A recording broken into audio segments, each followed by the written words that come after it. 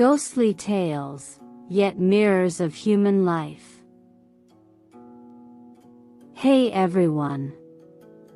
Welcome to Encountering Chinese. Ghostly Tales from Zhai. Today, I'm going to tell you two short stories. The first story is titled Senior Zhu. In Zhang County, there was an old man surnamed Zhu, and people around him called him Senior Zhu. When Senior Zhu was in his 50s, he fell ill and passed away. His family went inside to put on mourning clothes. However, at that moment, they suddenly heard urgent cries coming from Senior Zhu. They rushed to where the coffin was placed and were astonished to see that Senior Zhu had come back to life. His family was overjoyed and hurried to comfort him. But at that moment, Senior Zhu only said to his wife, "I had decided not to return to the mortal world after passing away. Yet, as I walked towards the afterlife, I had second thoughts. I couldn't bear to leave you, my old partner, in the hands of our children and grandchildren. If I did, you'd have to rely on others for your basic needs and life wouldn't be as enjoyable. So, I've come back to take you with me." Everyone thought Senior Zhu was saying nonsense due to just having awakened and didn't believe him. Senior Zhu repeated what he said to his wife, and she responded, "That's fine, but you've just come back to life. How can you die again?" Senior Zhu waved his hand and said, "That's not difficult at all. Please quickly take care of the household chores." His wife smiled and didn't move, so Senior Zhu urged her even more urgently. Unable to go against his wishes, his wife went outside to manage the household affairs. She took quite some time to complete her tasks before returning to the house. She lied to Senior Zhu, saying, "Everything has been sorted out." Senior Zhu then asked her to quickly go and freshen up. His wife, unable to refuse, got dressed and came out neatly dressed. The daughters-in-law and daughters couldn't help but laugh secretly. Senior Zhu adjusted his head on the pillow and patted it, calling for his wife to lie down next to him. The old lady felt embarrassed and said, "Our children are all here, and here we are, an elderly couple lying together. What does that look like?" Senior Zhu pounded the bed and said, "What's so funny about being together, even in death?" Seeing that Senior Zhu was getting upset, the children persuaded their mother to go along with Senior Zhu's wishes for now.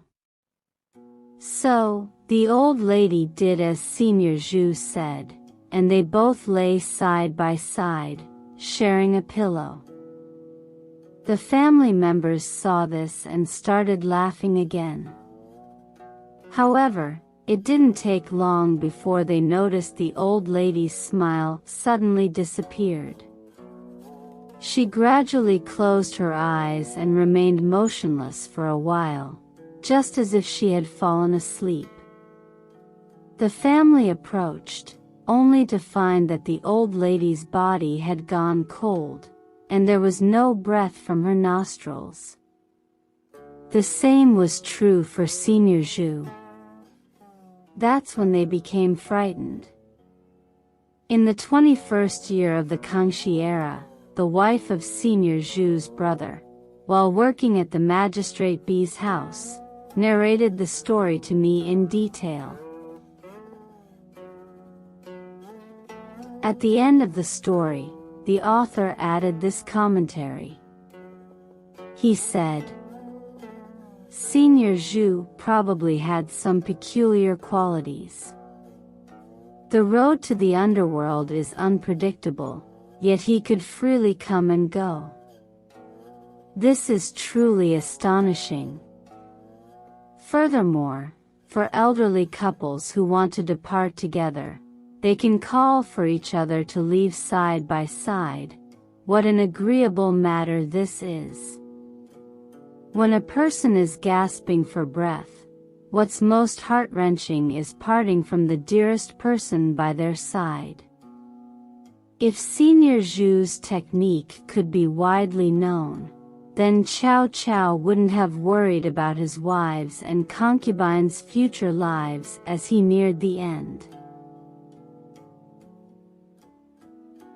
The second story is titled Elder Zhang. Elder Zhang was from Shaanxi.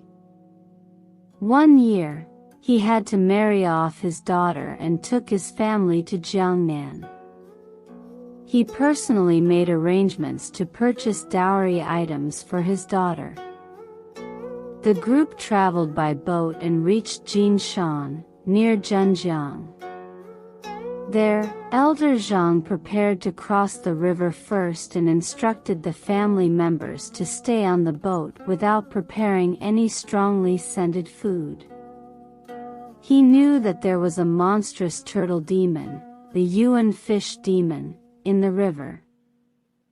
It would emerge upon smelling fragrant scents, causing havoc to passing boats and even devouring people.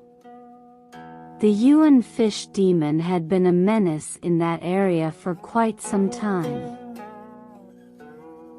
After Elder Zhang had left, the family members forgot his instructions and began roasting meat on the boat. Suddenly, a massive wave capsized the boat, and his wife and daughter sank into the water.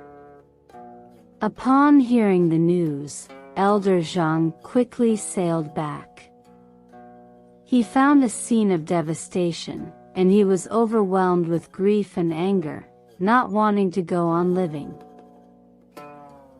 Elder Zhang went ashore to Jinshan, where he visited a temple and inquired about the strange occurrences related to the Yuan fish demon. He was determined to seek revenge. The monks at the temple, however, were fearful and told him, "We watch over this entity day by day, but we dare not provoke it.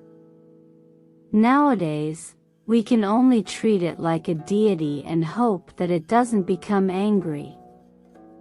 The villagers around here must still regularly slaughter livestock and cut them in half, throwing the offerings into the river. Then, the Yuan fish emerges to consume the animals before departing. Who would dare challenge it?" Upon hearing this, Elder Zhang suddenly conceived a plan. He hired a blacksmith and asked him to build a furnace halfway up the mountain for smelting iron, creating a massive iron block weighing more than 100 pounds. He then had the blacksmith heat it until it was red hot. Afterward, Elder Zhang identified the frequent location of the Yuan fish demon's appearances and enlisted 2 or 3 sturdy men. Using large tongs, they picked up the red-hot iron block and threw it into the river. The Yuan fish demon leaped out of the water, quickly swallowed the large iron block, and sank back into the river.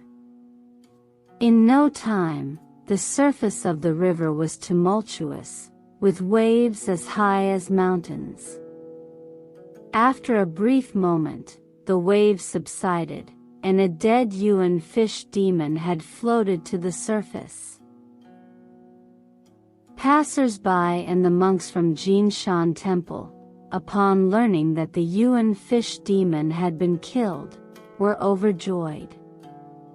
They built a temple for Elder Zhang by the river and crafted a clay statue of him inside, dedicating it as a water deity to be worshipped.